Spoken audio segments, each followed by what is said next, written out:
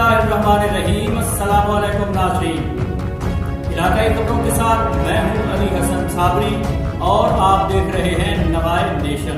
खबरों का आगाज करेंगे तांदलियांवाला से, जहां सिटी ट्रैफिक अफिसर फैसलाबाद की हिदायत पर इंचार्ज वार्डन मकबूल हुसैन कादरी का कम उम्र मोटरसाइकिल ड्राइव करने वाले बच्चों और बगैर नंबर प्लेट मोटरसाइकिल्स के खिलाफ क्रैकडाउन। इस बारे मजीद जानते हैं नवाए नेशन की इस रिपोर्ट में।